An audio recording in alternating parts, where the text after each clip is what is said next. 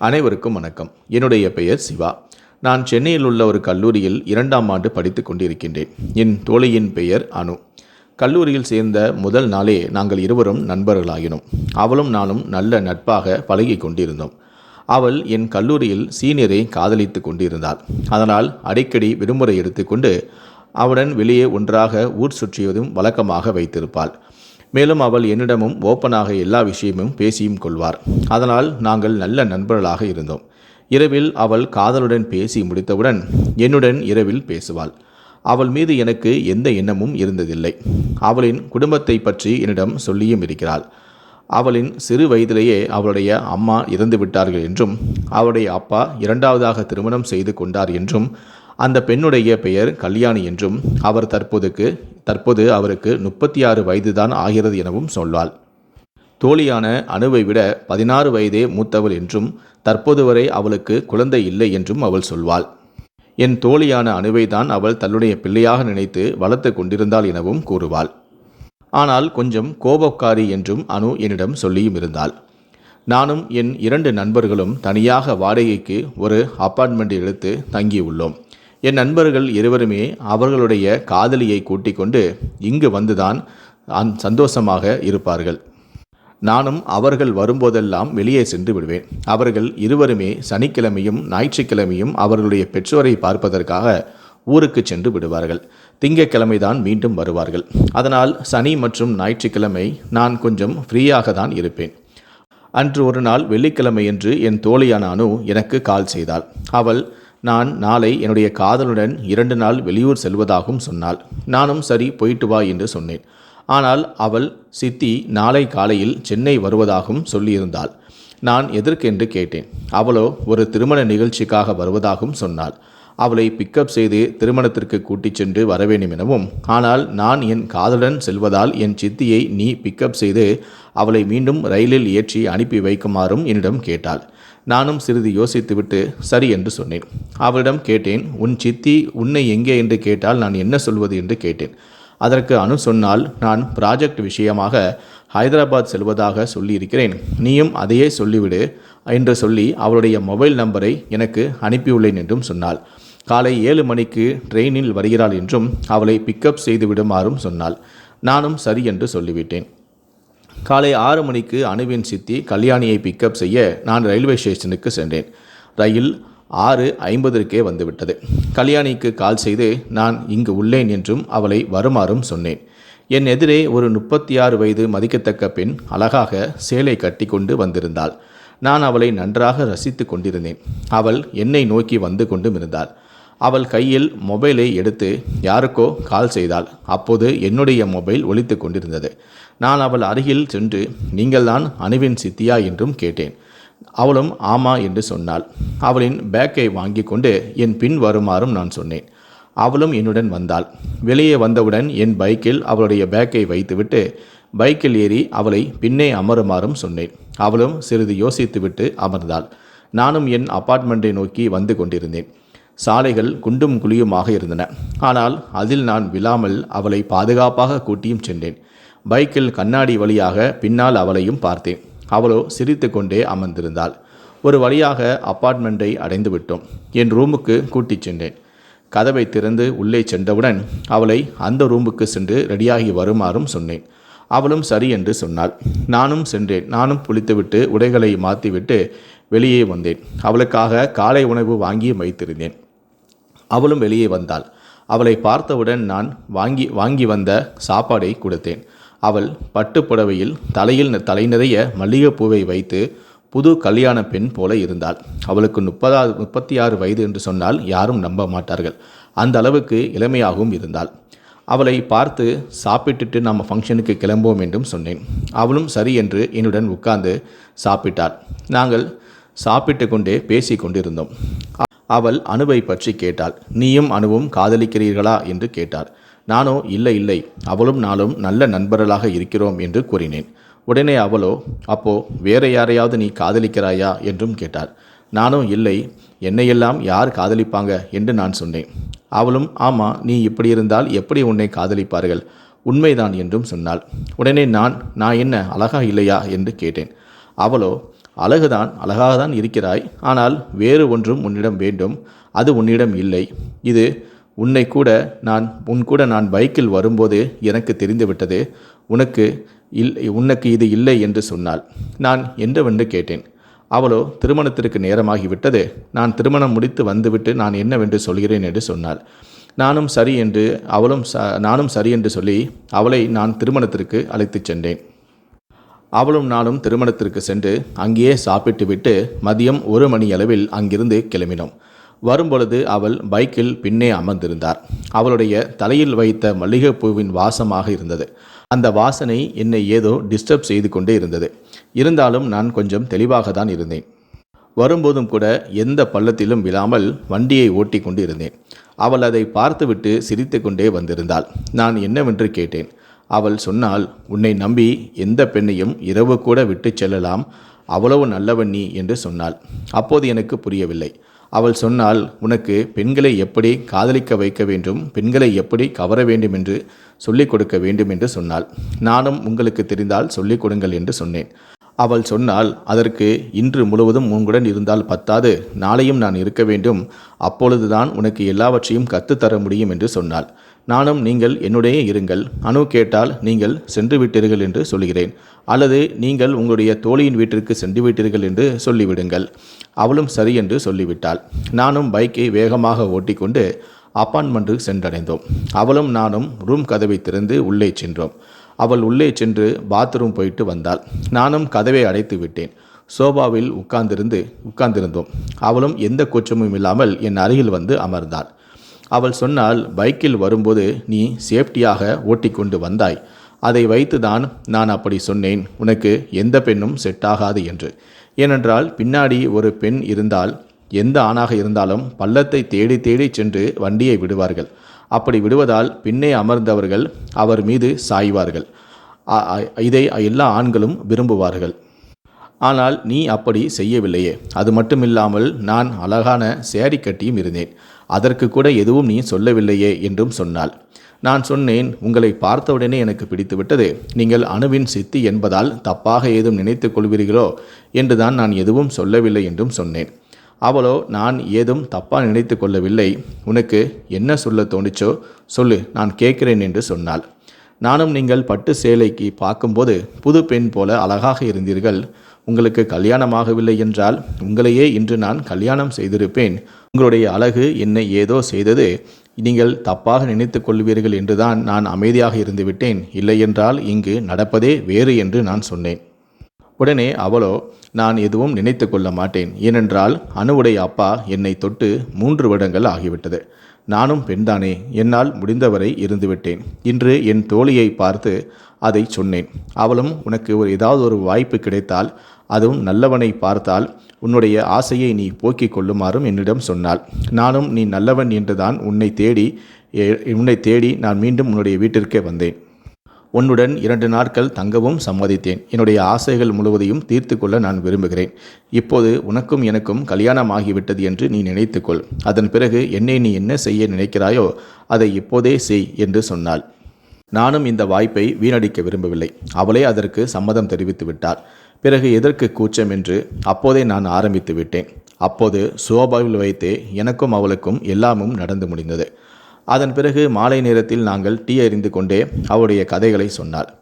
அவள் கொஞ்சம் வறுமையான குடும்பத்தை சேர்ந்தவள் என்பதால் அவளை விட 14 வயது அதிகமான ஒரு நபருக்கு 2வதாக திருமணம் செய்து வைத்து கொடுத்தார்கள். அதாவது அணுவுடைய அப்பாவிற்கு. தற்போது அணுவுடைய அப்பாவிற்கு 50 வயதாகிறது. அவருக்கு அணு பிறக்கும்போது கூட திருமணமாகி பல வருடங்களுக்கு பிறகுதான் அணு கூட பிறந்தாளாம். தற்போது அவருக்கு 50 வயது ஆகிவிட்டதால் அவருக்கு சுகர் உள்ளிட்ட பல வியாதிகளும் இருக்கிறது. அதனால் அவர் உடம்பில் பலமும் இல்லை. அதனால் அவர் என்னை தொடவே இல்லை. கடந்த 3 ஆண்டுகளாக நான் இதற்காக ஏங்கிக் கொண்டிருந்தேன் எனவும் கூறினாள்.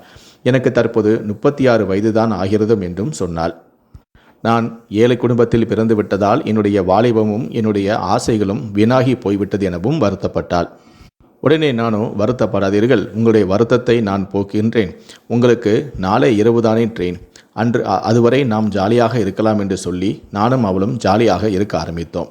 என்னுடைய நண்பர்களும் திங்கட்கிழமை தான் வருவார்கள். அதனால் வீட்டில் யாருமே இல்லை. நாங்கள் பலமுறை அங்கு தனிமையில் எங்களுடைய ஆசைகளை தீர்த்து கொண்டோம். அதன் பிறகு ஞாயிற்றுக்கிழமை சாயந்தரம் அவளை ட்ரெயின் ஏற்றி விட்டேன். அதன் பிறகு எங்களுடைய கள்ளக்காதல் ஃபோனில் தொடர்ந்தது. கிட்டத்தட்ட 2 வாரங்களாக நாங்கள் இருவரும் செல்போனிலேயே பேசி பழகி எங்களுடைய கள்ளக்காதலை வளர்த்து வந்தோம். 2 வாரத்திற்கு பிறகு அவருடைய கணவன் ஒரு வேலை விஷயமாக வெளியூர் செல்வ இருப்பதாக என்னிடம் கூறினாள். என்னையும் அவருடைய ஊருக்கும் அழைத்தாள். நானும் டிக்கெட் எடுத்துக்கொண்டு அவருடைய ஊருக்கு சென்றேன். அவன் கணவன் வெளியூருக்கு சென்றதும் என்னை வீட்டுக்கு வரவழைத்தாள். அன்று சனிக்கிழமை அவருடைய வீட்டுக்கு சென்றேன். 2 நாட்கள் அவருடைய வீட்டில் தங்கிவிட்டு தான் வந்தேன். அதன் பிறகும் எங்களுடைய கள்ளக்காதல் ரொம்ப நாட்களாக தொடர்ந்து கொண்டே இருந்தது. இப்படி அவன் கணவன் அடிக்கடி வெளியூர் செல்லும் போதெல்லாம் என்னை வீட்டுக்கு அழைப்பாள். நானும் உடனடியாக அவருடைய வீட்டுக்கு சென்று வருவேன். நாட்கள் செல்ல செல்ல அவளுக்கு மாதத்திற்கு 2 முறை பத்தாது நாம் இருவரும் எப்போதுமே ஒன்றாக இருக்க வேண்டும் எனவும் என்னிடம் கூறிக்கொண்டு வந்தாள். எனக்கும் அதுதான் விருப்பமாக இருந்தது. அப்படியென்றால் என்ன செய்வது என நாங்கள் யோசித்தோம். இதற்கு இடையராக இருப்பது அவளுடைய கணவன்தான். அதனால் அவளுடைய கணவனை கொலை செய்யலாம் எனவும் முடிவு செய்தோம். அப்போது அவள் என் சொன்னால், என் கணவன் இறந்துவிட்டால் நானும் சென்னைக்கே வந்து விடுவேன். நானும் அனுவும் ஒன்றாக ஒரே வீட்டில் வசித்து வருவோம். அனு கல்லூரிக்கு செல்லும் போதோ அல்லது வேலை கிடைத்து அவள் வேலைக்கு செல்லும் போதோ நான் மட்டும்தான் வீட்டில் தனியாக இருப்பேன். அந்த சமயத்தில் நீ என்னுடைய வீட்டுக்கு வந்தால் நானும் நீயும் எப்போதும் போல அடிக்கடி சந்தோஷமாக இருக்கலாம் எனவும் கூறினாள். அதனால் அவருடைய கணவனை தீர்த்து கட்ட நாங்கள் முடிவு செய்தோம். அது மட்டுமல்ல, அவருடைய கணவனுக்கு கொஞ்சம் சொத்து பத்தும் இருந்தது. அந்த சொத்தில் அணுவுக்கு பங்கும் இருந்தது. ஆனால் அவருடைய கணவனிடம் கல்யாணி பேசி, உங்கள் சொத்தில் உங்களை மகளுக்கும் பங்கிருக்கிறது, உங்களை கல்யாணம் பண்ணி கொண்டதால் எனக்கு எதுவும் கிடைக்காது, அதனால் உங்களுடைய இன்சூரன்ஸ் பணமாவது எனக்கு கிடைக்குமாறு நீங்கள் செய்யுங்கள் என நான் சொல்லியிருந்தேன். அதனால் அவருடைய மொத்த இன்சூரன்ஸ் பணமும் எனக்கு மட்டுமே கிடைக்கும். அதனால் எனக்கு அந்த பணத்தை நான் பேங்கில் ஃபிக்ஸட் டெபாசிட்டாக போட்டால் எனக்கு மாதம் வரும் ஒரு குறிப்பிட்ட தொகை வரும். அது அவர் எனக்கு சம்பாதித்து கொடுப்பது போல நான் நினைத்து கொள்வேன். அதனால் எனக்கு எந்த விதமான இடையூறும் இருக்காது. என் கணவனை நான் கொலை செய்துவிட்டால் நான் சென்னைக்கே வந்து விடுவேன். அதன் பிறகு நாம் தினமும் சந்தோஷமாக இருக்கலாம் எனவும் என்னிடம் கூறினாள். அதன் பிறகு என் கணவனை எப்படி கொலை செய்யலாம் எனவும் நாங்கள் திட்டமிட்டோம்.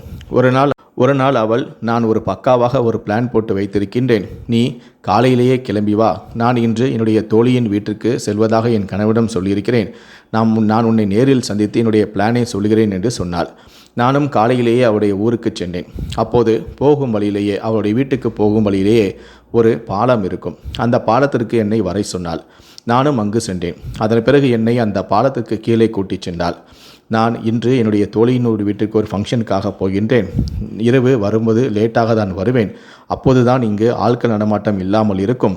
நான் எங்கள் ஊருக்கு வெளியே இருக்கக்கூடிய மெயின் ரோட்டிலிருந்து பஸ் ஸ்டாண்டில் இருந்து என் கணவனை நான் வரச் சொல்வேன். அவரும் என்னை பிக்கப் செய்வதற்காக என்னை அவருடைய பைக்கில் அழைத்து செல்ல வருவார். நானும் அவருடன் பைக்கில் வருவேன். அப்படி வரும்போதே நான் அவரிடம் வேண்டுமென்றே சண்டையிடுவேன். சரியாக இந்த பாலத்துக்கு பக்கத்தில் வந்ததுமே நான் கோபித்து கொண்டு கீழே இறங்கி இந்த பாலத்துக்கு கீழ் நடந்து வருவேன். என்னை சமாதானம் செய்வதற்காக என்னுடைய கணவனும் என் பின்னாலேயே வருவார். அவரும் இந்த பாலத்துக்கு கீழே வருவார். அப்போது அவரை நாம் இருவரும் சேர்ந்து கழுத்தறுத்து கொன்று விடுவோம். அதன் பிறகு அவருடைய இருசக்கர வாகனத்தை எடுத்துக்கொண்டே நீ சென்னைக்கே சென்று விடு. அதன் பிறகு நான் வீட்டுக்கு செல்கிறேன். சென்ற பிறகு என் கணவனை காணவில்லை, அவர் எங்கே சென்றார் என்று தெரியவில்லை என நான் நாடகம் ஆடுகிறேன். அதன் பிறகு ஊரே என் கணவனை தேடும்.